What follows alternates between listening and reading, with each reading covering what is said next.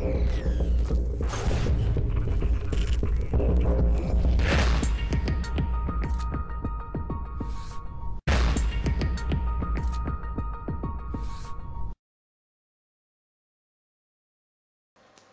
μέρες μας μπορούμε εύκολα να παρατηρήσουμε την αύξηση των κρουσμάτων της εκμετάλλευσης και κυρίως παιδικής σε διάφορους τομείς. Για παράδειγμα, σημειώνεται μια σχετική αύξηση των κρουσμάτων σχετικά με τη σεξουαλική, την οικονομική και την ψυχολογική βία. Έτσι, οδηγούμαστε στο συμπέρασμα των αρνητικών επιπτώσεων, οι οποίες θα δυσκολέψουν φυσικά τη μελλοντική του ζωή. Παιδική κοινωνική βία. Η κοινωνική βία κατά την παιδική ηλικία ενός παιδιού μπορεί να χαράξει τη ψυχή και την κοινωνική ταυτότητά του. Τις περισσότερες φορές η συμπεριφορά του δράστη οφείλεται σε κοινωνικά αίτια. Για χρόνια οι μελέτες εστιάζονταν στην ψυχοπαθολογία του γονέα για να εξηγήσουν το πρόβλημα. Σήμερα όμως αναγνωρίζουμε πως η κακοποίηση παιδιού από τους γονείς του είναι το αποτέλεσμα αλληλεπίδρασης πολλών παραγόντων που σχετίζονται όχι μόνο με τους γονείς, αλλά και με τη δυσλειτουργία της οικογένειας και με κοινωνικο-οικονομικούς παράγοντες. Η σωματική κακοποίηση περιλαμβάνει κάθε είδους τραυματισμούς ή κακώσεις διαφορετικής σοβαρότητας και ατυχήματα. Η σεξουαλική παραβίαση θεωρείται η συμμετοχή ή έκθεση παιδιών και εφήβων σε πράξεις με σεξουαλικό περιεχόμενο, υποκινούμενες από ενήλικα, συνήθως που έχει σχέση φροντίδας ή οικειότητας με το παιδί, οι οποίες έχουν ως σκοπό τη σεξουαλική διέλευση ή και η ικανοποίηση του ενήλικα. Η σεξουαλική παραβίαση περιέχει διάφορες μορφές, με ή χωρίς επαφή, από την έκθεση σε επίδειξη, τις θοπίες και τις ασελγείς πράξεις μέχρι το βιασμό και την αιμονιξία. Η παιδική πορνογραφία και η πορνεία δεν είναι παρά οι εμπορευματικές πλευρές αυτού του ζητήματος, οι οποίες αναφέρονται με τον όρο σεξουαλική εκμετάλλευση. Πού οφείλεται αυτό? Σε οικογένειες με συχνά διαταραγμένες σχέσεις, π.χ. μονογονεϊκές οικογένειες, μητέρες που δεν στηρίζονται επαρκώς οικονομικά και συναισθηματικά από το σύζυγο. Επίσης, οι οικογένειες αυτές είναι συνήθως κοινωνικά απομονωμένες, χωρίς βοήθεια από γείτονες, φίλους ή άλλα κοινωνικά πλαίσια στήριξης. Τα χαρακτηριστικά ενός κακοποιημένου παιδιού προκύπτουν. Δημιουργούν άτομα με έντονα προβλήματα στις προσωπικές τους σχέσεις, τα οποία δυσκολεύονται να αγαπήσουν και να εμπιστευτούν. Έχουν τάση προς καταχρήσεις, εμφανίζουν αγχώδεις διαταραχές, προβλήματα προσαρμοστικότητας και κατάθλιψη. Επίσης, οι άνθρωποι που υπέστησαν κακοποίηση όταν ήταν παιδιά, ενδέχεται να προβούν οι ίδιοι σε κακοποίηση παιδιών όταν ηλικιωθούν. Η αντιμετώπιση τους κρίνεται απαραίτητη. Σε πρώτο επίπεδο, τα παιδιά πρέπει να διδαχθούν ότι κανείς, ακόμη και κάποιους που αγαπούν, δεν θα πρέπει να τους ζητήσει να κρατήσουν μυστικό για φιλιά, αγκαλιές και αγγίγματα. Δεν είναι ποτέ φταίξιμο του παιδιού αν κάποιος τα κακοποιήσει. Αν κάποιος τα αγγίξει με τρόπο που τα φοβίζει ή τα μπερδεύει, πρέπει να το πούν. Δυστυχώς, τις περισσότερες φορές η βία στην οικογένεια δεν καταγγέλλεται. Αποτελεί ένα κοινό μυστικό ανάμεσα στα μέλη της οικογένειας, τα οποία διστάζουν να ομολογήσουν ότι έχουν πέσει θύματα ενδοοικογενειακής βίας, γιατί φοβούνται τις εκ νέου απειλές του θήτη και τον κοινωνικό στιγματισμό που θα έχουν από την κοινωνία. Στην Ελλάδα υπάρχει ένα καλό δίκτυο κοινωνικής προστασίας για τα θύματα ενδοοικογενειακής βίας που στελεχώνεται από ειδικούς νομικούς ψυχολόγους, κοινωνιολόγους και κοινωνικούς λειτουργούς.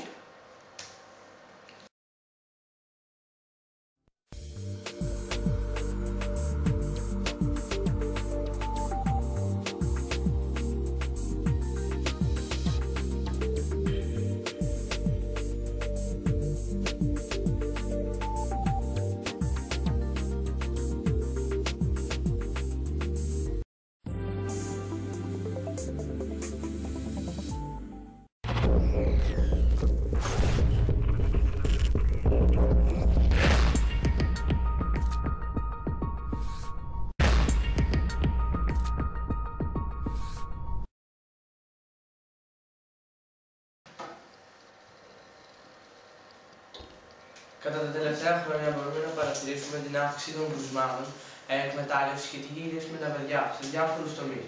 Το μεγαλύτερο ποσοστό των παιδιών πέφτουν θύματα οικονομικής εκμετάλλευσης, η οποία έχει αρνητικό αντίκτυπο σε αυτά για ολόκληρη τη ζωή τους.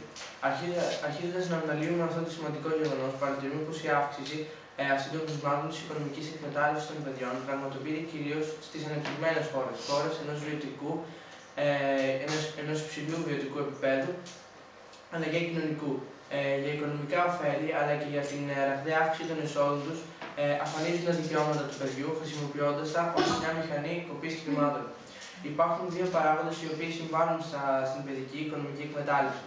Έχουμε παρατηρήσει πολλές φορές τους γονείς των παιδιών, οι εσωτερικοί παράγοντες, να τα βάζουν παρά τη θέλησή τους στην πορνεία ή στη ζητιανιά, έτσι ώστε να αποκτήσουν τεράστια ωφέλη χωρίς να δραστηριοποιούνται ήδη εκμεταλλεύοντας τα ίδια τα παιδιά τους. Εξωτερικοί παράγοντες όπως οι οίκοι μόδας, οι οποίοι εφαρμόζουν το σύστημα της πίσης εγκεφάλου, δελεάζοντάς τα με διάφορα εντυπωσιακά δώρα.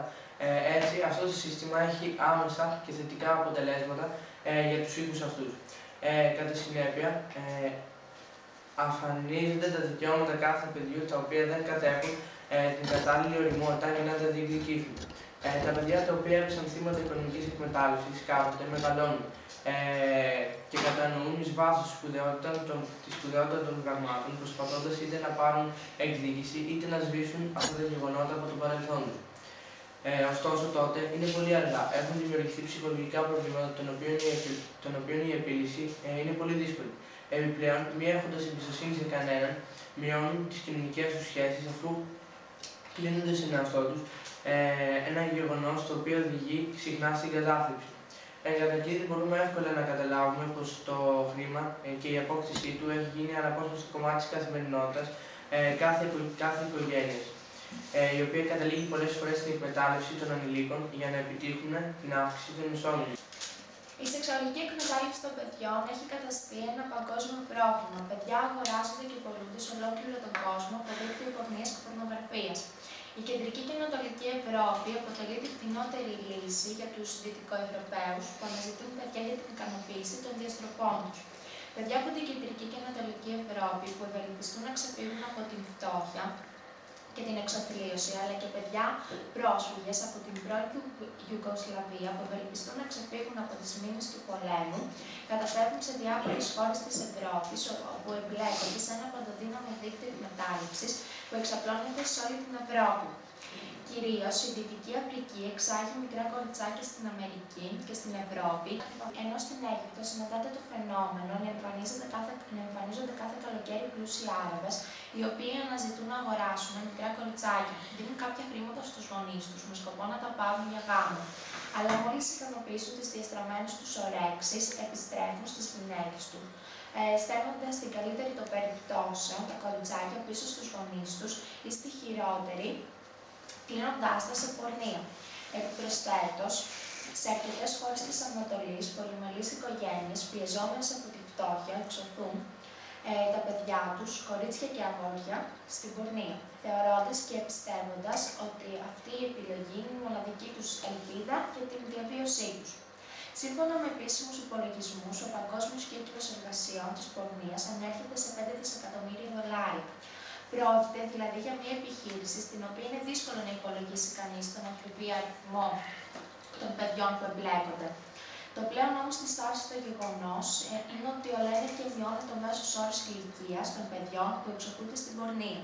Οι ιδιοκτήτες οίκων ανοχής στην Νότια Αφρική δηλώνουν ότι η ηλικία των παιδιών που τους ζητούν πλέον είναι έως και 8 ετών, ενώ οι γνωστές 14χρονες πόρνες της Αγκόλα είναι κοριτσάκια ηλικίας κάτω των 11 ετών.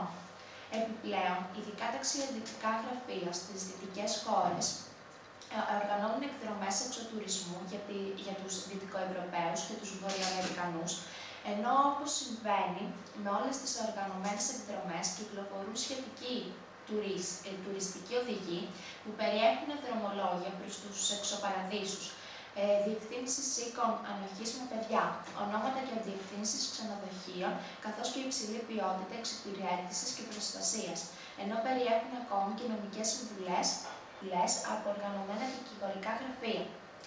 Οι συνέπειες για τα παιδιά αυτά είναι ολέθριες. Πολλά από αυτά δυστυχώς οδηγούνται στο θάνατο από σεξουαλικά μεταδιδόμενες ασθένειες όπως το AIDS, αλλά τα εθίζουν και άλλα τερτίσουν στα ναρκωτικά και πεθαίνουν από αυτά. Άλλοι αυτοκτονούν και τα περισσότερα καταλήγουν εγκληματίες, αναπαράγοντας το έγκλημα που οι μεγάλοι διέπραξαν εις βάρος τους.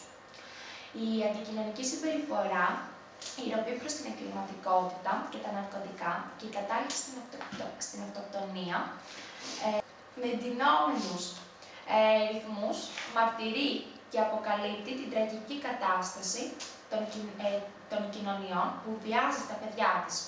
Οι άθλοι αυτοί βιαστές είναι δυστυχώς άνθρωποι σαν εμάς.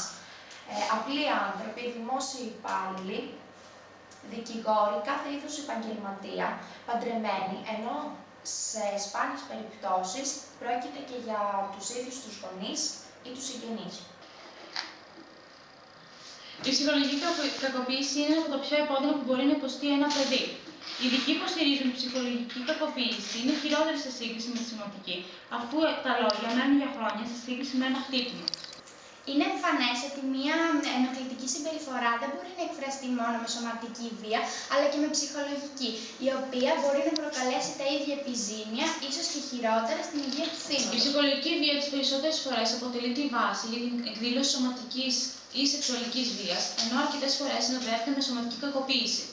Παράλληλα με την ψυχολογική κακοποίηση συνδέονται και άλλες μορφές βίας, όπως η λεκτική και η οικονομική. Στην βία ισχύουν οι παρακάτω συμπεριφορές σε μόνιμη και τακτική τάξη, απειλές και δημιουργία φοβικού κλίματος σε άσκηση σωματικής βίας, ψέματα, αδιαφορία, σιωπή, απομόνωση από οικογένεια, φίλους, φωνές, ιδεότητες, εξύβριση και συνεχής κριτική και ταπεινωτικές εκφράσεις όπως σώματος, προσωπικότητας, φίλων κτλ. Σύμφωνα με το άρθρο της Βιβέτας Λεϊνιώτη, η λεκτική ή ψυχολογική βία καταλαμβάνει το μεγαλύτερο ποσοστό, 56%, σε αντίθεση με τις υπόλοιπες μορφές βίας, των οποίων το συνολικό ποσοστό είναι 7,1%. Συνοπτικά, η ψυχολογική βία μπορεί να χαρακτηριστεί σοβαρότερη από τις υπόλοιπες μορφές βίας, χάρη στα αποτελέσματα που επιφέρει. Συμπεραίνουμε ότι το φαινόμενο της παιδικής ψυχολογικής βίας, ανεξάρτητα από τη μορφή, είναι ένα ζήτημα του οποίου οι συνέπειες είναι μακροχρόνιες και έτσι επηρεάζεται η μετέπειτα ζωή του παιδιού.